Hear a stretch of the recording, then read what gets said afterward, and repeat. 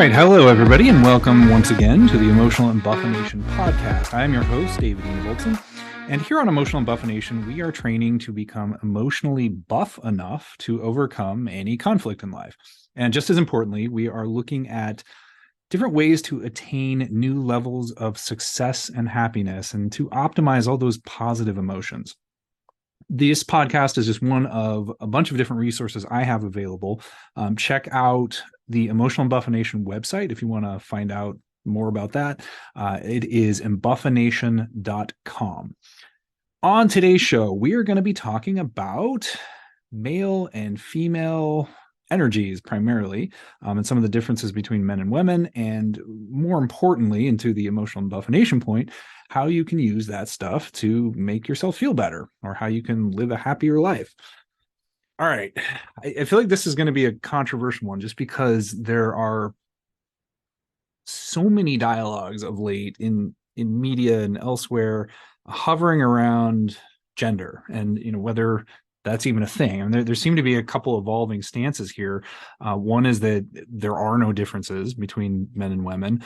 Some are that you can kind of adopt other things. That is, we get into the non-binary realm, the sort of, you can embrace a different perspective. You can completely shift gender. You can feel like you're trapped within your body, all of these things, into the trans realm, that sort of thing. So I don't know to what extent this is going to be offensive to people or not, but I'm going to tell you kind of how I perceive things. And quite frankly, for me personally, I feel like tapping into my own gender energies has been extraordinarily constructive in terms of how I feel and how I'm kind of managing my life and emotions. And it's for that reason that I'm offering what I'm going to be talking about today. At the end of the day, you can choose to use it or not. I don't care one way or another. If you want to take on a different gender association, you want to identify as something else, I don't care if you want to be non-binary. I don't care if you want to be anything. Like, I don't care if you want to alter your body such that you can change your gender. I don't care. I'm just telling you what I perceive and how this best works for me. And I've seen it with other people too. And so I'm offering this as a potential tool to kind of get in touch with yourself, get in touch with who and what you are, and how you can use that to make yourself feel better. One of the themes that I think comes out of this dialogue is that a lot of people point to, well, we're really not different. We have, I'm not sure what the label is for it, but maybe it's something like a pure behavioral perspective or a social constructionist perspective. And that is essentially that we are identical. Men and women are no different other than an ancillary biological distinction, what happens with our genitals, that kind of thing. But other than that, we're perfectly identical. And I had a college class where this was kind of the proposed position. And this was within the I forget what they called it, but it was something like feminist studies or something along those lines. I had taken a class there and I was kind of excited about taking it because I'd previously taken another class within the feminism curriculum, and I really liked it. It was a great class. I took it. It was all about United States women's history, and it was fascinating because it just looked at this entire spread of the U.S.'s history, but from a female perspective, and it looked at all the contributions women had made and kind of the angle that you would take if you were looking at it through just the sheer lens of a woman's perspective. And we were reading all sorts of primary source documents. We were reading like diaries and, all this stuff. It was absolutely fascinating. And I loved the class. So I took this other class after that, which was, I believe it was entitled Women in Contemporary Society. And the professor there was sort of a hardcore feminist, but had these positions that made utterly no sense to me. And she would essentially just come in without any real support from my perspective, at least. She would just make an assertion that we are the same. In fact, I remember her specifically saying that if we had been brought up in a different society, men and women could be the exact opposites. Like, women could essentially be acting the way that men do, and women could be acting the way that or they would basically flip-flop roles, right? That we would just be reversed because there was this idea that we were entirely socially constructed. We are entirely behaviorally programmed, and there is no sort of biological difference between us. I know that this position has become more and more popular of late. And I've seen some studies even highlighting some of the similarities between the genders. And I'm not by any stretch disputing that there are a lot of similarities. And in fact, we are way more alike than we are different. Men and women have a hell of a lot in common. My book, Emotional Embuffination, was intentionally written. I consciously thought about this while I was writing it. It was intentionally written in a way that was not addressing gender issues. I was dealing with things that I think are true for both genders because we are all humans and we have a heck of a lot of commonality in our humanness. That said, we do have differences there. And I don't know how you argue with this, quite frankly, because we have an enormous amount of research highlighting differences between men and women. And I think that there's this impulse to say, well, the differences that may exist are all social, but I don't know how you explain away the infant studies, because we've done a lot of studies showing differences between male and female infants, just to name a couple. And there are a ton of them. One that I looked at recently was looking at infants between 3 and 8 months old and trying to figure out what these infants were more likely to gravitate to in terms of toys. And the boys were more likely to gravitate towards the traditionally male toys like trucks, cars, that sort of thing. And the girls were more likely to gravitate towards the things that we think of as being traditionally girly toys like the dolls.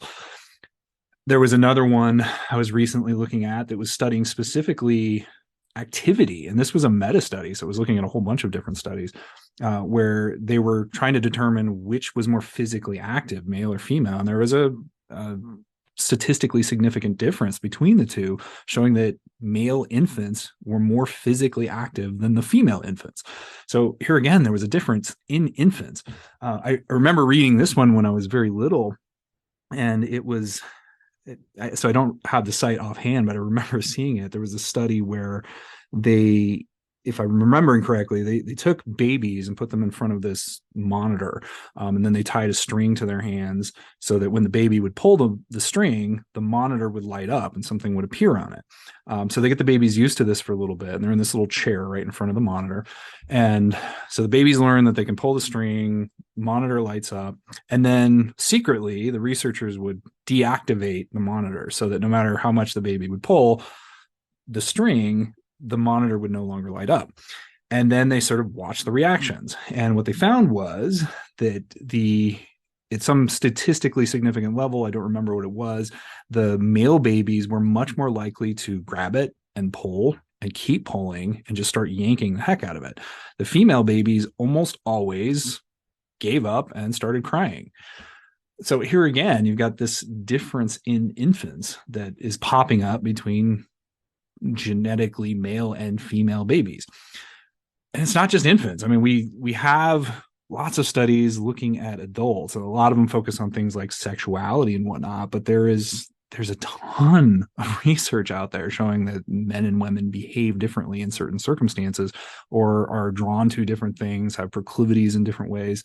One interesting one I was reading about earlier was done by YouGov Omnibus in the United Kingdom. And they did a study of like 39,000 Brits asking how long somebody should wait before having sex with a partner. And in this study, 28% of the men they looked at said they'd sleep with someone on the first date. Only 7% of women would do so. Not terribly surprising.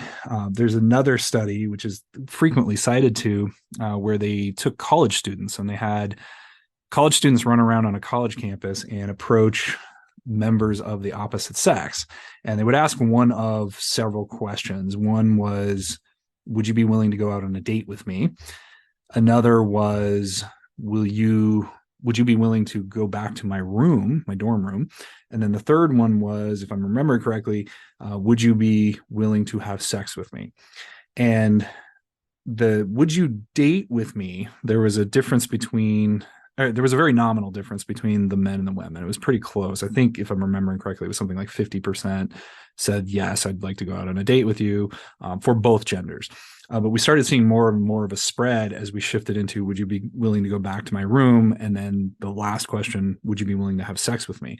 Of the people that were asked, would you be willing to have sex with me? 75% of the men asked by a woman, would you be willing to have sex with me, said yes. 0% of the women being asked that question said yes. So there was a sizable disparity in terms of behavior patterns there, that are popping up. So I don't know how you can argue that we don't have some kind of variation here. I think that there is, and of course, I don't want to summarize any political position or political leaning into a single thing, because I don't think anything is that complex. I don't personally find myself aligning with any political position, so please don't interpret this as a political statement. But I think there is a certain thought process within the liberal community that we should be exactly what I was describing before, perfectly equal. But then that also doesn't, in my mind, quite jive with the idea that somebody wants to be a gender that they're not, because otherwise, why would that even matter, unless we truly did have some distinctions? So I would offer we're different. We're not the same. I don't think that this in any way, in any moral or ethical level, means that you should have to do something.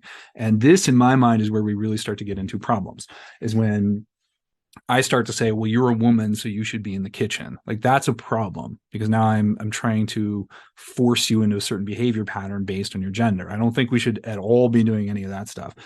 You're a man, so you need to go do the grunt work and go labor in the mines or something.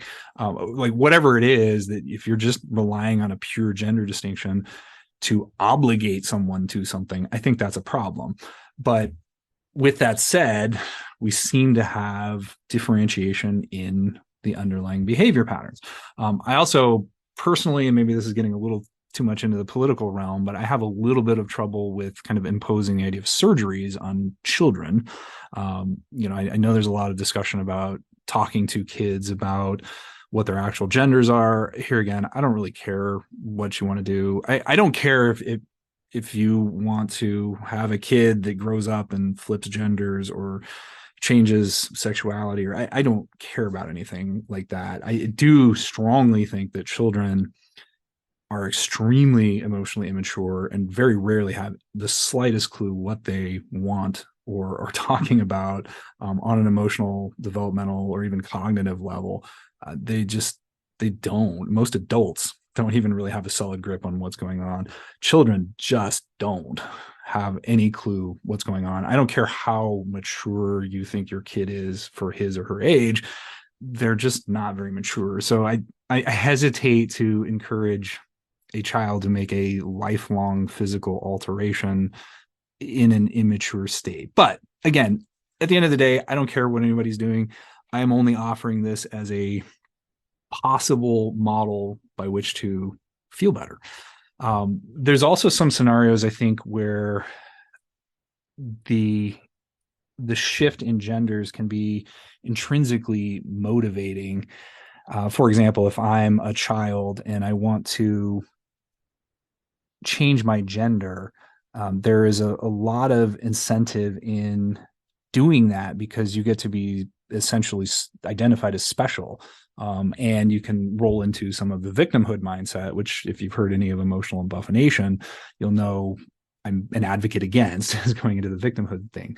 So if you are in a position where you're trying to encourage a child to kind of identify as something else, or you yourself are trying to identify as something else, and or especially if you're considering actually altering your gender, I'm not going to say don't do that, but I would say that you should do a lot of introspection and think very carefully before you do anything to physically alter yourself. At least this is how I would encourage it.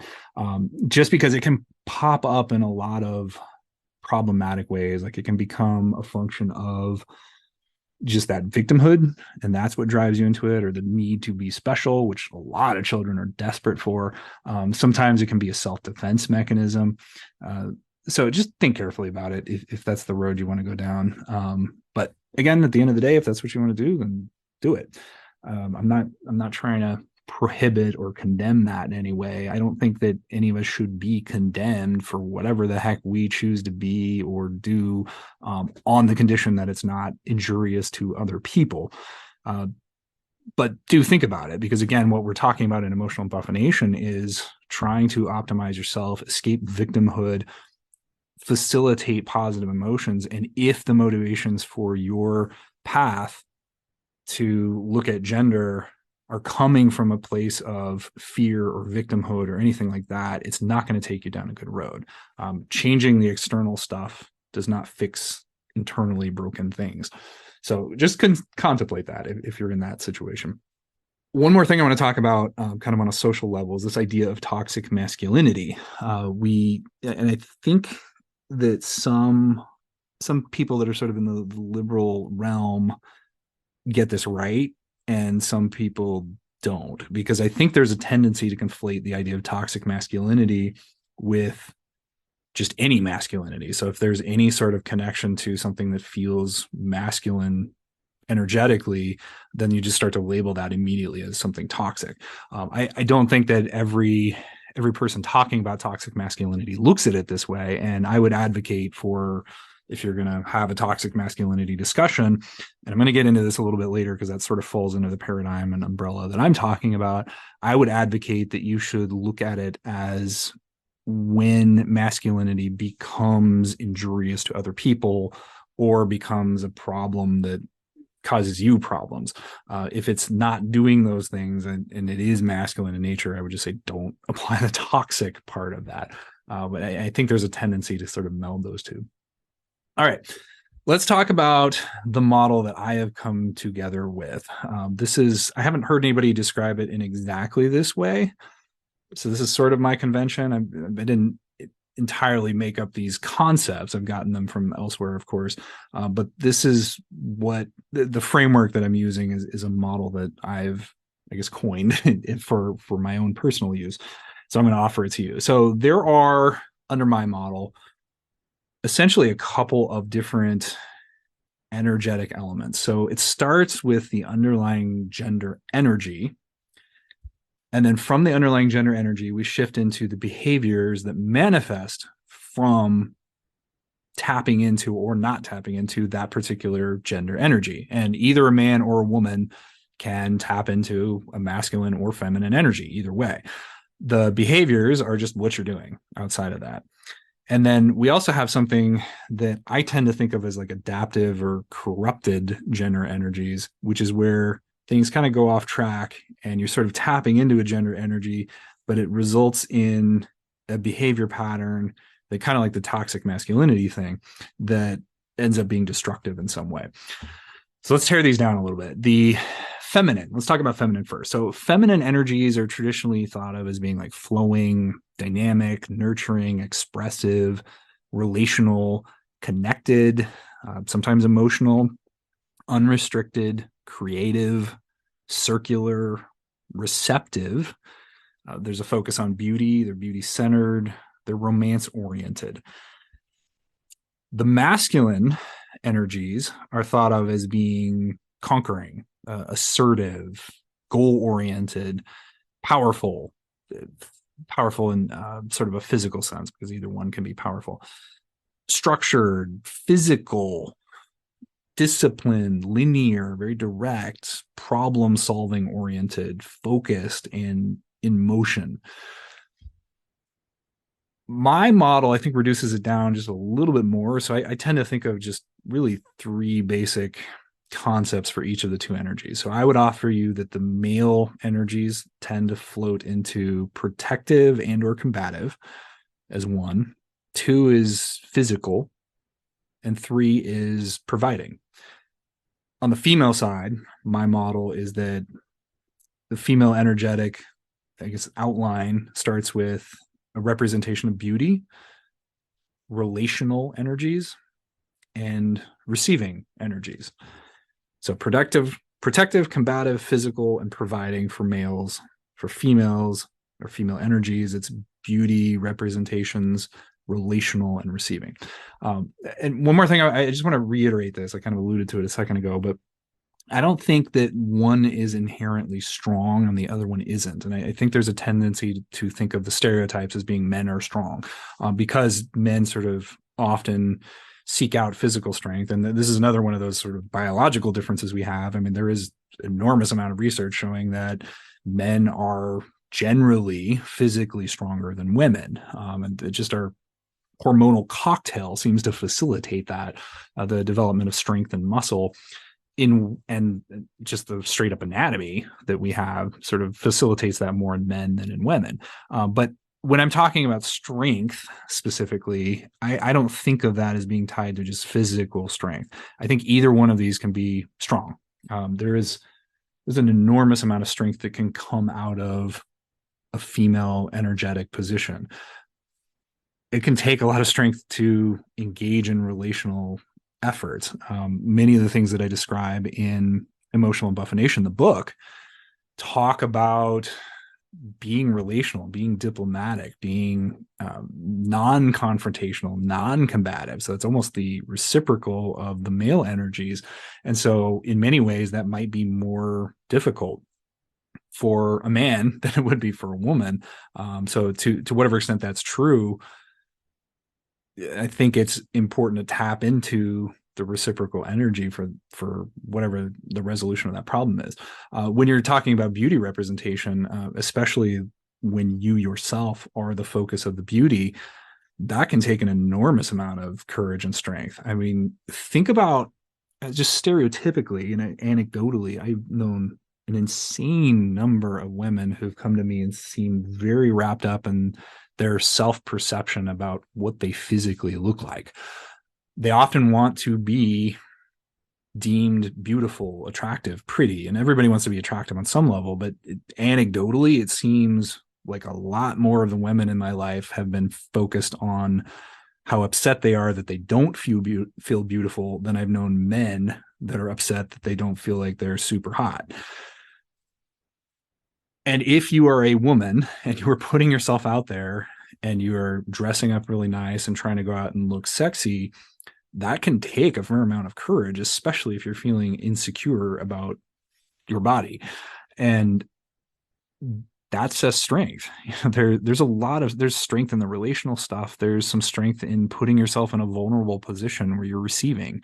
If you take sort of a stereotypical nuclear household with kind of a man goes out and works, and I'm not saying you should do this again, but this is one of the stereotypes, and I think is coming out of these energies.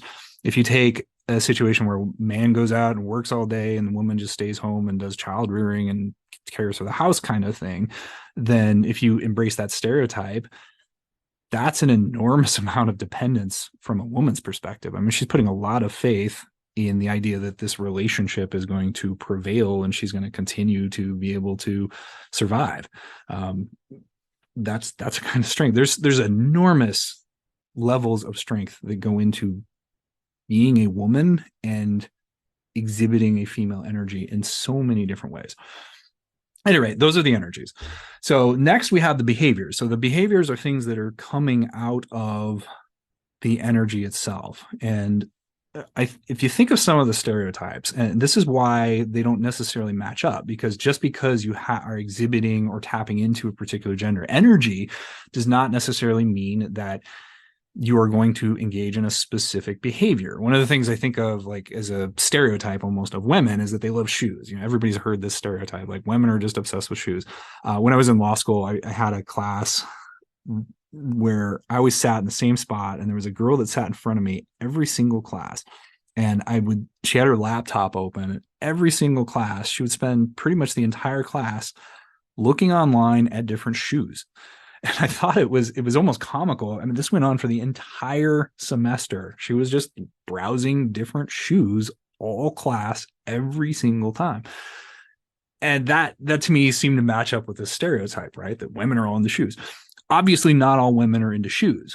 Obviously, not every woman out there is going to spend all of her time or obsessive amounts of energy. And I've met plenty of women that were not that into shoes. I've met a lot of women that were. I've had romantic relationships with a couple of women that had more shoes than I can even imagine. But not everyone, not every woman is going to be that obsessed with shoes, right? But a lot of them are. And if you think about, that's the behavior, the the wanting to get the shoes, to putting attention into the shoes, going out and buying the shoes, collecting the shoes, et cetera, et cetera. If that's the behavior, where is that coming from? So if you think about the beauty representation, that's making yourself a beauty. It's spending energy and time and focus and passion on becoming beautiful, which sort of lines you up for some of the other stuff because that feeds into the relational element. Because if you're beautiful and attractive, that brings someone in to engage in a relationship. And also, to a lesser extent, feeds into the receiving end because now maybe somebody's going to swoop in and be like, "Oh, you're so pretty. Like, here's some stuff," which is a whole independent fantasy that I've talked to a number of women who seem interested in it, and you kind of see that in some of our lore. Think about, for example, Pretty Woman, that movie. I mean, it was this story about an impoverished woman, in essence, who's just kind of barely getting by, living as a streetwalker. And she has this guy that comes along and says, "You're so beautiful." I mean, think about the name of the movie, Pretty Woman. You are so beautiful. I'm going to dote you and throw money at you because I can. I mean, that's a fantasy a number of women I've talked to have. I mean, it's embedded deeply in our culture. And whatever you think of that, whether you think that that's a sort of patriarchal, oppressive ideal or not, it's something that seems to persist. The 50 Shades of Grey is another great example of that. It's a woman who doesn't have much money, and this wealthy guy sweeps in and starts providing her with money. So the behaviors, if we think of some of the stereotypical behavioral uh, patterns for each of men and women, it's all sort of tying back to one of these. Like, let's talk about men for a second. Men, I think of a lot of men as being into martial arts. That ties into the protective, combative stuff. I think a lot about men being more promiscuous or wanting promiscuity, and that ties up with the research articles we were talking about a few minutes ago. And sex ties into the physical, and in sort of a allegorical way or symbolic way, it goes into the providing. Uh, Working on cars, I think, ties into sort of a physical thing. Being high achievers, entrepreneurial, that sort of thing, I think that goes into the providing element.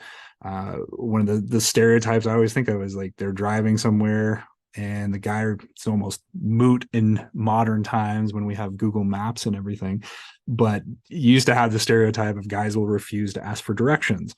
And I that goes into the sense of like men being stubborn and independent, which I think in turn ties into that sort of protective, combative element, because you need to sort of have an element of independence and self-reliance. I mean, you think about the military, and they don't train soldiers to sort of be hyper relational. They depend on each other and they work as a unit, that sort of thing. But you can't just run out and say, "Oh, I need help," in the middle of a battle. Like, you're expected to just suck it up, do it, and get it done.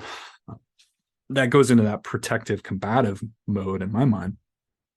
Some of the stereotypes around women, think about like makeup. I've talked to a lot of women that really think a lot about makeup and their appearance, and that goes into the beauty stuff. Same with clothing. Again, I've known lots of women that are very into clothing. With respect to the sexuality, whereas men tend to be very physical, women, just like we had that study, 0% of the college students that were approached said they would go have sex with this person that just randomly approached them.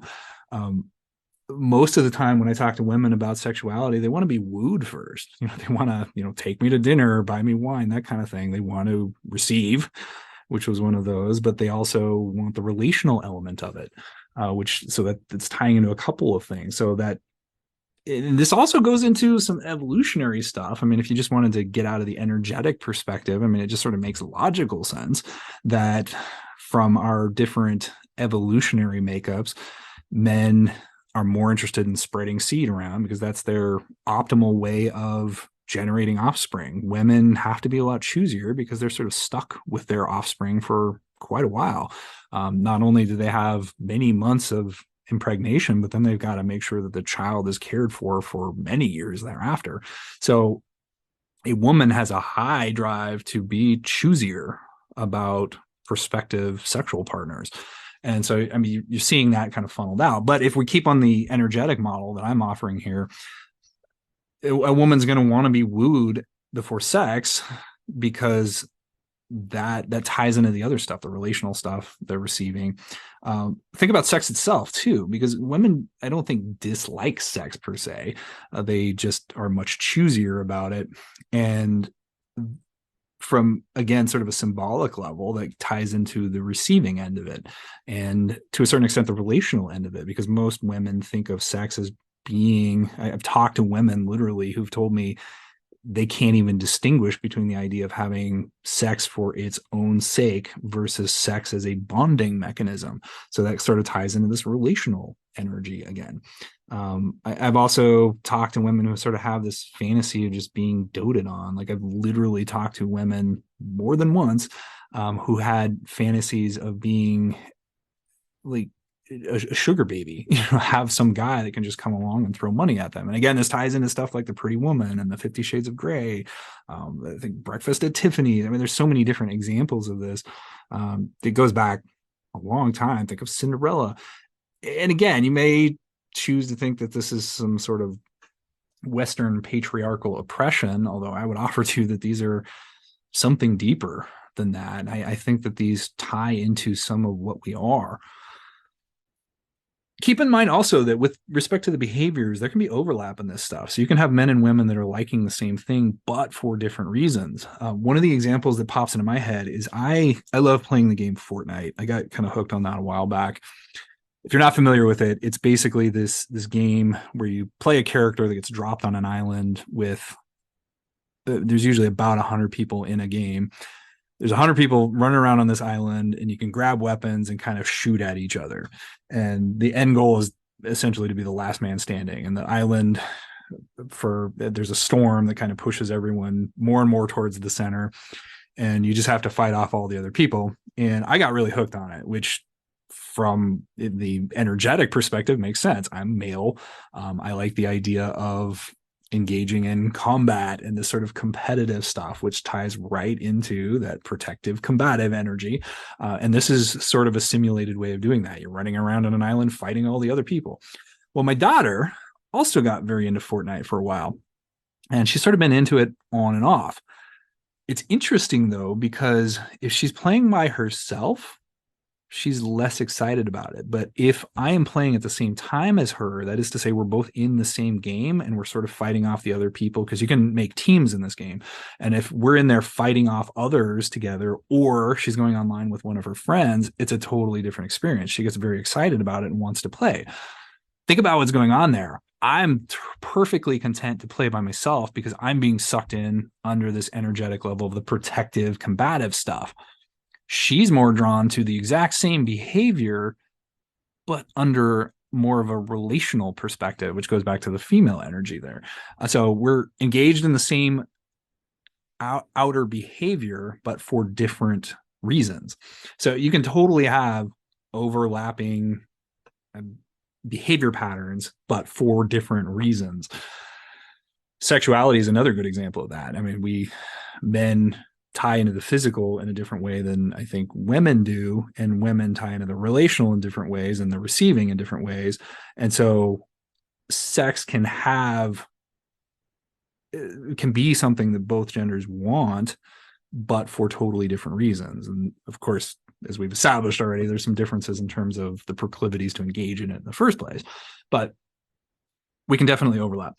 All right. The next category of things I want to talk about is sort of what I call adaptive energies or adaptive behaviors. Sometimes I call them corrupted energies, corrupted behaviors. And this is sort of coming, the way I'm defining it is, this is what happens when you take the underlying energy and you manifest it in a behavior that results in some sort of suffering for yourself or for those around you. Oftentimes you see this swing in from an energetic level, you swing into either too much of the energy. And this gets back to that toxic masculinity discussion we were having earlier. Like, if you have the combative male motivation. So there's this combative, protective energy, and that turns into just the sort of aggro guy who becomes angry, violent, is physically abusing his wife or spouse or something like that. That to me is one extension of sort of tapping too far into it to the point where it starts to hurt.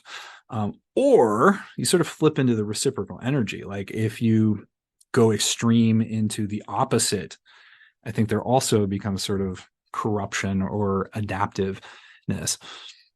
Sometimes these are taken as defense mechanisms. Sometimes these are taken as just sort of the way we are constructed. So I think there is, from my perspective at least, there's been a real fixation on women's rights, being cognizant of things like the patriarchy and the concerns around that. And I'm not really addressing the existence of the patriarchy or, whether or not people, how they feel about that. My focus here is again at the core. So I don't really care as much about the outside stuff as I do about the internal stuff. You don't fix the inside by changing the outside. You change the outside by fixing the inside, right? So what I think happens a lot is we're so focused on concerns about women, and I personally have done this. I feel like I became hyper timid and hyper passive as a reaction to sort of training through much of my early life in concern over sort of the reciprocal. And so I became this kind of mousy, passive little creature. And so now think about this in these two different scenarios. Like if you have a male, he could be hyper passive, hyper disconnected, not assertive, or you could take the opposite extreme and he could be super aggro, very angry, very violent. With a woman, you could have a woman that goes desolate, needy, mousy, quiet, won't even speak her mind. That's sort of going too far into the extreme of the woman energetic level. Or you could have her become sort of hardened, controlling, domineering, where she's sort of embracing the male side of the perspective. So we tend to go into these extremes. Now, sometimes you see this as just a pure defense mechanism. Here's a really common example I see of this, where a woman who has been somehow injured, you'll see this sometimes in its extreme form. I've seen this in like childhood sex abuse situations, but that sort of thing, where a woman feels like if she does not stand up and become almost masculine, she's going to get horribly, horribly hurt or rolled over or forgotten or something like that. And so she becomes sort of hardened, controlling, domineering, almost taking on these sort of toxic masculinity perspectives. And it ends up with her feeling like garbage oftentimes. And so I think that you have to look at where things are coming from. Here's an example. I've seen this more than once. I've talked to some women who told me that they absolutely hated the idea of being a woman, and they detested femininity. And then when you start diving more into it, you find out that these people were sexually abused as children. And that in turn starts to draw these connections with this person generated an association when she was a child after being sexually abused, that the reason she was sexually abused was because she was a weak little woman who was too ineffectual to combat this monster that was doing horrible things to her. And then after that, she develops this association with the idea that she has to be strong and assertive like a man, and reject all this femininity. And then she's utterly miserable. So be very careful about when things are kind of stretching into this. You can also see the prostitution, I think of, can take you down some really dark roads. Obviously, we generally socially condemn prostitution, although there's debates about its propriety, whether it should be regulated or deemed illegal or whatever. And I'm not going to get into any of that, but I've definitely seen scenarios where somebody was a dancer, aka stripper. I've seen people that were selling their bodies in ways that were making them ultimately unhappy, miserable, and kind of destroying their own lives. And that's where it becomes problematic, I think. I don't care if you want to be a prostitute or you want to be a dancer or whatever. I don't have anything against any of these people. You do whatever you want to with your life. But I've seen a lot of those kinds of scenarios where those people are walking around miserable. And so here again, you want to make sure that you're fixating on the internal stuff first and then dump that out into the external stuff. One more thought on this is that I think that there's a problem in our contemporary culture with this hyper focus on making sure that we're protecting women's rights, which is not a bad thing in and of itself, but it's manifested a couple of problems. And one of those, I think, is that we almost turn this into bashing women, or when prompting women to bash themselves if they aren't exhibiting hyper masculine energies in various ways. Like, for example, we've got a lot culturally wrapped up around you have to be strong.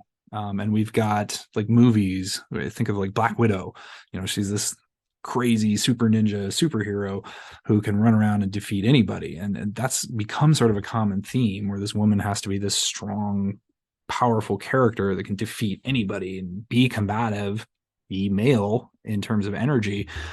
And we expect them to be capable of being entrepreneurial, and here again, taking on that sort of providing role that traditionally comes out of a masculine energy.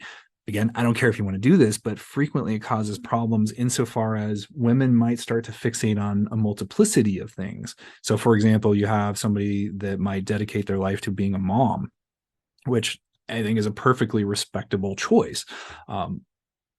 Then it is extraordinarily difficult to pursue full-time some sort of career. And then I've seen women who say, I've been a mom and I can't believe and I haven't succeeded more in my entrepreneurial efforts. And then they get frustrated with themselves for not chasing that down more. And that becomes a problem because being a parent is crazy difficult. Even if you have both parents involved, it is super stressful. It is very time consuming. It is very energy consuming. So if you've got somebody, especially like a single parent where the other parent is involved or they've left or something, and then you've got this mom who's taking on the role of several parents or the village, and she's the only one doing anything. And then she, on top of that, now has this cultural sense that she has to be more. That can be really damning to her self-esteem, and it can create little implosions. So that can be problematic. So just pay attention to where the energies are taking you. So that's sort of the model that I operate through. And if you've stayed with me up to this point, now we can get to sort of the point of this whole thing. And that is, how do you use this? So we can sit here and debate all day long about the male and female distinctions, dichotomies, the social stuff around it, the political stuff. I don't really want to get into that more than we've done here. But the ultimate question is, how do you use this to make yourself feel better? Well, I personally have noticed a massive shift when I started to try and tap into things that are historically masculine. Just as a simple example of that, I have gotten very into martial arts, and I feel really good when I'm done doing martial arts. I feel better. That was part of the reason we had the dialogue a couple shows ago about jujitsu. Is I'm just utterly fascinated by martial arts, and I feel better. I feel more empowered when I'm doing that kind of thing. There's something really empowering to me that I don't think it taps quite. This is not that it's bad for women or anything, but I don't think it taps in quite the same way, because I'm getting the physical, I'm getting the sort of simulated combat, or learning to be combative. It's tapping into something that is intrinsically masculine. So finding ways to tap into your own energies, finding ways to feel more empowered, chasing down combative strength can be, as a male at least, can be really empowering. Same thing with women, though. I mean, if you can, I've seen this a number of times, especially, here's an interesting one. And this goes back to these adaptive energies. I've seen a whole bunch of scenarios where a woman was in a relationship with a guy for whatever reason. Sometimes she picks him because he's safe and she's suffered trauma before, and so she's sort of embodying these masculine energies. And the safe, quiet, mousy dude who's not very assertive seems like the logical choice. But then in these couplings, frequently both of them are miserable, and neither one is tapping into like their actual gender energy. And I think that if you can tap into your gender energy, you are way more likely to feel happy and fulfilled. If you're a guy acting like the lion, being assertive and aggressive, or at least having that capacity, can be unbelievably empowering. And it's not only going to make you feel better about what's going on in your life. In the last show, just to give you one example, I was talking about kind of my fear responses, and my fear responses used to be to run. If I can tap into the ability to not run, to stay and fight when I need to, not that I should always do that, but if I have that capability, man, that really makes me feel differently. As a woman too, you can shift into embracing things around your gender energy. If you can tap into a feminine energy, I think that can make you feel a lot better. Feel free. I've seen women in those roles. This is where I was going a minute ago, and I didn't finish my thought.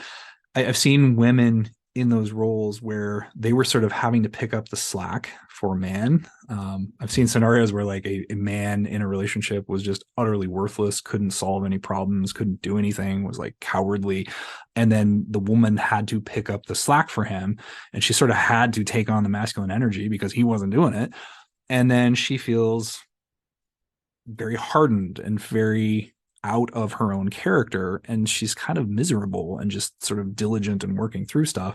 And then I've seen them connect with someone that is the reciprocal, and then all of a sudden they have freedom to go out and be what they want to and sort of cultivate stuff in a safe space and express beauty and be more relational and do all these things, go to parties and like talk with friends and all of that stuff that taps into the feminine energies.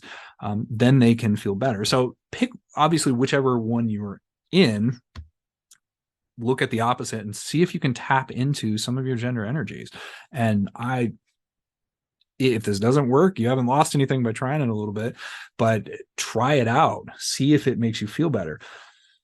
The other major thing on this is if you are in a romantic relationship, or even if you're not, I guess you can, I mean, this seems most applicable to romantic relationships, but if you're in any sort of relationship with someone of any gender, really, find ways to be supportive of their gender energy. Don't be condemning about it, and encourage your partner if your partner wants to. Again, do not mandate this, but encourage at least the ability for them to explore who and what they are. If you're a man, for example, Teal Swan talks about containment, it's what she calls it, of women. And I really like this idea. And it's essentially this idea that a man can create a safe space for a woman that he's in a romantic relationship with to protect her from things on the outside and simultaneously encourage her to manifest something beautiful and become herself and essentially receive, be doted on, all the while being protected from what's out there, and then create something beautiful. And this, to me, taps into all these like stereotypes that we have, like the woman who's at home, and facilitating child rearing and making the home beautiful, while the man is going out and sort of protecting from the evils of the world, providing, making sure that there's food on the table, that kind of thing.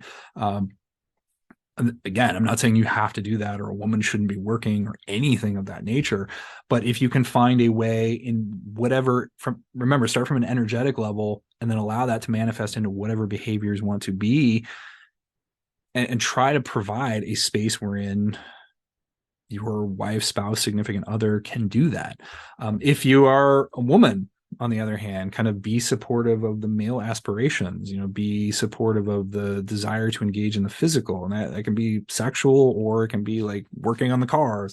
At least acknowledge and encourage the ability to engage in the physicality. If we're talking about the sexual stuff, one of the things that I would encourage guys to think about is to be relational. Remember, that's how women are. So if you're complaining about the sexuality, the relational stuff is often what the objection from women is. Like, you're just asking me to do it and you're not wooing me, kind of thing. So be cognizant of your partner's energies, encourage them wherever they want to. Do not mandate it. Do not require that someone engage in it, but you can at least highlight it or allow it to be so that your partner can feel more fulfilled. So that's it. You got the energies, the underlying behaviors that manifest from the energies, and then you can apply that by trying to tap into those, avoid the corrupted energies, encourage your partner to become who and what they want to be and allow them to express themselves in an energetic way and see what that does. I personally have found it extremely empowering, and I feel better when I tap into that. I hope that you do too. All right, that's where I'm going to leave it for today. I'm running a little over my sort of ideal time here, so we'll end it at that point.